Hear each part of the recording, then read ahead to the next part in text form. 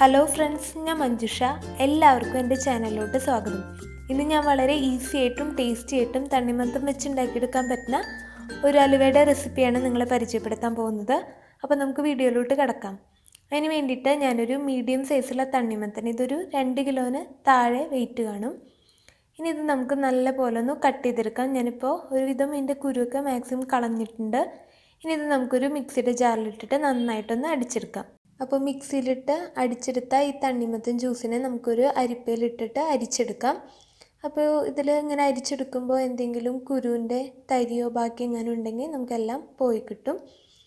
ഞാനിന്നിപ്പോൾ എടുത്ത അളവ് വെച്ചിട്ട് ഇത് മൊത്തം ഒരു 750 ml ഉണ്ട്. അതായത് ഇങ്ങനൊരു മെഷറിംഗ് കപ്പിൽ 3 കപ്പ് ജ്യൂസാണ് ഞാൻ എടുത്തിരിക്കുന്നത്.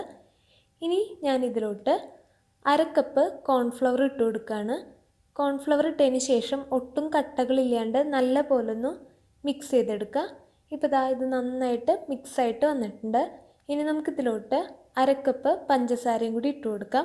അപ്പോൾ ഞാനിന്നെടുത്ത തണ്ണിമത്തന് അത്യാവശ്യം മധുരമുള്ളതുകൊണ്ട് എനിക്ക് 1/2 കപ്പിൻ്റെ ആവശ്യമേ വന്നിട്ടുള്ളൂ. അപ്പോൾ നിങ്ങൾ ഉപയോഗിക്കുന്ന തണ്ണിമത്തന് മധുരം കുറവാണെങ്കിൽ അതിനനുസരിച്ച് പഞ്ചസാരയുടെ അളവിലും വ്യത്യാസം വരാം. ഇനി നമുക്ക് അലുവ ഉണ്ടാക്കാനായിട്ട് ഞാനിപ്പോൾ ഒരു പാനിലോട്ട് 1 ടീസ്പൂൺ നെയ്യ് ഒഴിച്ച് കൊടുത്തിട്ടുണ്ട്.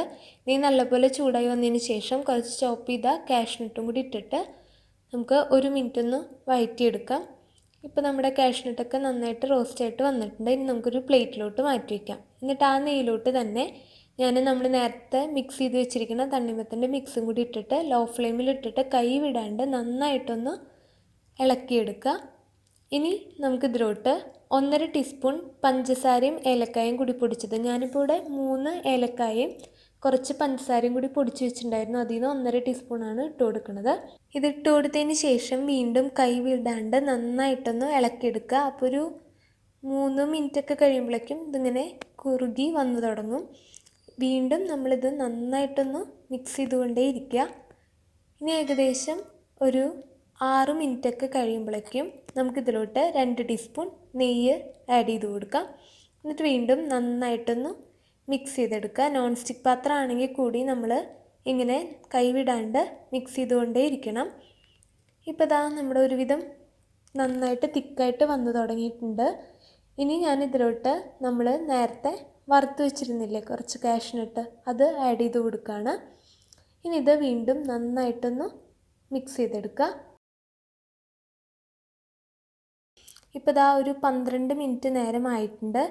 ഇനി ഞാനിതിലോട്ട് 1 ടീസ്പൂണും കൂടി നെയ്യ് ഇട്ട് കൊടുക്കുകയാണ്. നെയ്യ് ഇട്ട് കൊടുത്തതിന് ശേഷം വീണ്ടും നന്നായിട്ടൊന്ന് മിക്സ് ചെയ്യുക. ഇനി ഈ മിക്സ് നമ്മുടെ സൈഡിൽ നിന്നൊക്കെ ഇങ്ങനെ വിട്ട് പോരണ ഒരു കൺസിസ്റ്റൻസി ആവണ വരെ നമുക്ക് ഇത് ഇളക്കിയെടുക്കണം. ഇപ്പോൾ ഒരു ടോട്ടൽ 18 മിനിറ്റ് കഴിഞ്ഞിട്ടുണ്ട്. കണ്ടോ, നമ്മുടെ ഇങ്ങനെ പാത്രത്തിലധികം ഒട്ടിപ്പിടിക്കാണ്ട് ഇങ്ങനെ സൈഡിൽ നിന്നൊക്കെ വിട്ട് വന്നു തുടങ്ങിയിട്ടുണ്ട്.